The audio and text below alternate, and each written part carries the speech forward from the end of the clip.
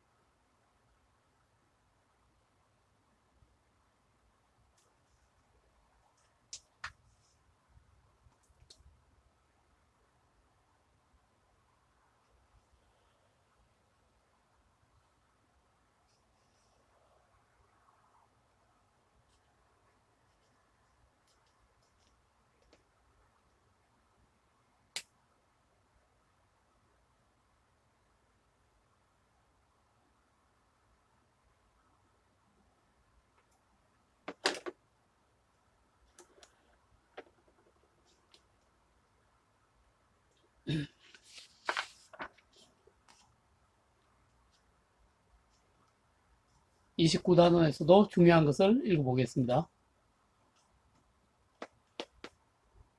요즘 쓰이는 말인 소확행이란 말을 알아보니 일본 사람 무라카미가 만든 말이었다. 작고 확실한 행복을 뜻한다.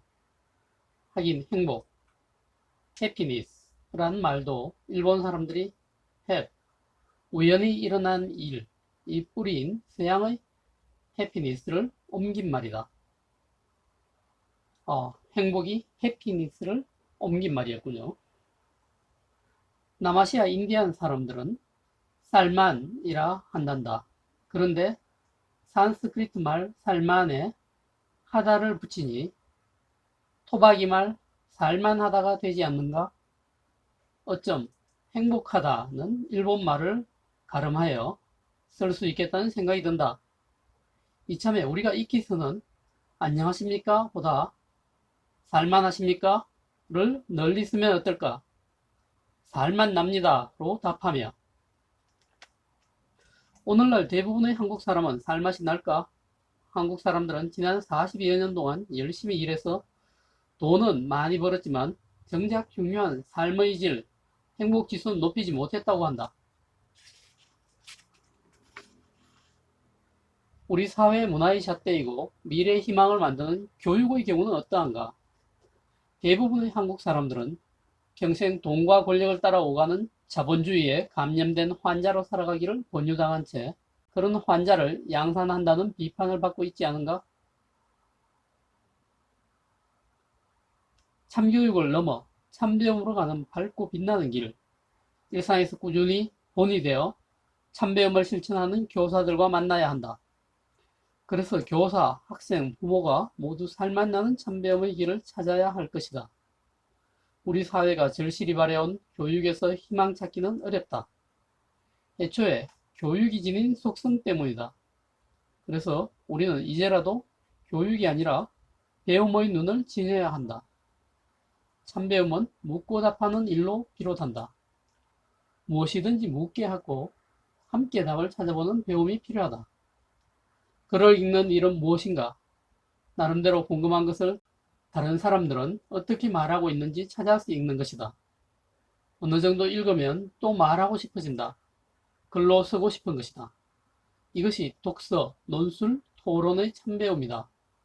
다만 가장 먼저 바탕에 놓인 것을 놓쳐서는 안 된다. 알밀한 배움의 바탕에 몸으로 겪은 뒤에 얻는 느낌이 깔려 있어야 한다는 점이다. 희망 찾기는 변화하는 시대 상황에 맞추어 학생들이 살맛 나는 참배움을 누릴 때 이루어진다고 생각하기 때문이다. 셋째매, 왜 배움인가의 마지막 단원인 30. 창의 융합 인재를 길러야 하니까 여기를 읽어보겠습니다.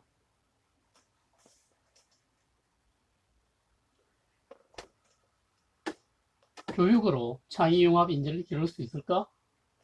창의 융합 인재를 기르는 배움은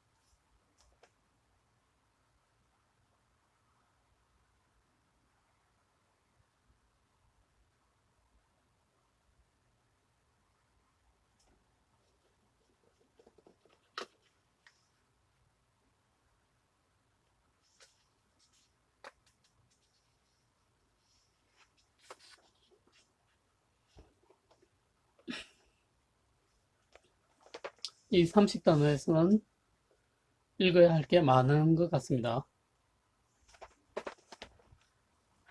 자, 교육 가르침으로 창의 융합 인재를 기를 수 있을까? 고용 없이 경제활동을 하는 세상이 오고 있습니다. 노동과 생산의 틀이 바뀌는 사회입니다. 하지만 사회는 아직 이러한 시스템에 적합한 삶의 안전망을 만들지 못한 상태입니다. 시장은 저만치 앞서가는데 법과 질서는 아직 산업화 시대에 머물러 있습니다. 이 사이에 불안이 존재하는 것입니다. 기술이 가져다준 풍요를 한 줌도 안 되는 사람들이 돈을 버는 데 쓰이게 할 것인가? 아니면 사회 전체의 풍요로 가져갈 것인가는 사람들이 어떤 질서를 만드느냐에 달려 있습니다. 이처럼 두루누리, 유비쿼스트스라고 하죠. 그리고 모바일 인터넷, 인공지능과 기계학습을 특징으로 하는 제4차 산업혁명의 등장은 사회에 미치는 충격차가 클 것으로 예상된다. 육체기술, 인지기술을 요구하는 직업은 쇠퇴하고 분석과 대인관계 기술을 요구하는 직업이 늘어나기 때문에 이에 필요한 역량을 갖추기 위한 교육계 혁명은 필수다. 물리학, 디지털, 생물학 등 과학기술의 경계를 넘어 모든 기술이 융합하기 때문이다. 하지만 교육혁명은 아니다. 답이 있음을 강조하는 교육이 아닌 것이다. 교육혁명이란 말치장으로 지식 전달하는 과정이 바뀔까? 눈여겨보라. 교육으로 학생들이 미래 시대에 쓸만한 남다른 생각을 기를 수 있을까? 화양으로 창의융합 인재를 위한 새로운 틀이 필요한 것이다. 자율과 창의의 다양한 배움 틀을 필요로 한다. 인공지능과 로봇 등의 발달은 데이터의 수집, 처리, 분석, 예측 등의 업무를 가름하여 막대한 양의 일자리가 사라짐으로써 산업 인력 구조에 엄청난 변화를 일으키고 미래 사회가 요구하는 인재상도 바뀌는 커다란 전환점이 될 것이다. 사람이 일에서 해방되어 본질적인 창조적 업무 활동에 좀 더 많은 시간을 쓸 수 있게 되고 의사결정, 기획, 인간 간의 상호작용, 창조와 관련된 일자리도 늘어날 것이다. 설명이나 강의는 특출한 강사의 인터넷 강의를 활용하고 배움을 도와주는 코칭, 맞춤형 컨설팅 등의 비중이 커질 것이다. 또 기계가 가질 수 없는 감정적 혹은 감성적인 능력을 기르는 배움이 강조될 것이다. 어떤 주제를 던져주면 자료를 모아서 새로운 것들의 가치를 만드는 창의융합형 인재를 대한민국 배움터에서 어떻게 기를 수 있을까? 대학 배움부터 당장 혁신해야 한다고 본다. 융합교육의 허상을 운운하는 교육학자들부터 대학의 교육학과에서부터 주제를 다루지 않는 칸막이식 접근에서 벗어나야 한다. 초중고 현장에서도 배움 현장을 혁신하려면 세 가지 온배움의 길이 있다. 첫째는 배움 과정은 교과보다 주제로 배우자. 강 건너 불구경하기보다 새롭게 물어야 한다. 왜 핀란드인들이 모든 교과를 없애고 오로지 주제 중심의 배움 과정을 선택하게 되었는지를 사실 누구든 숱한 세상 일을 두고 저마다 관심사가 있게 마련이고 이것을 주제로 탐구하는 게 자연스럽다. 교사도 마찬가지다. 둘째는 교사는 학생들이 맞춤 배움을 하도록 도와야 한다. 미래 교사가 할 일은 팀을 책임지면서 지시하고 명령하는 감독이 아니라 코치와 비슷하다. 운동 경기에서의 코치가 학생 각자의 특징과 장단점 등을 파악하여 학생마다 최선의 기량을 발휘하게 돕듯이 좋은 교사는 잘 배우게 도와준다. 좋은 교사는 가르치지 않는다 라는 말처럼.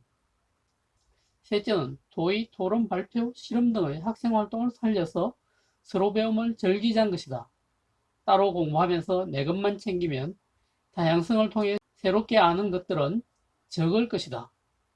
유달리 통제된 채 나라 잃거나 독재를 일삼은 시대에선 서로 배움이 잘 일어날 수 없었다. 고교생으로서 관심사가 다양한 만큼 마땅히 서로 배움이 필요하다. 이렇게 셋째 매가 끝이 났습니다.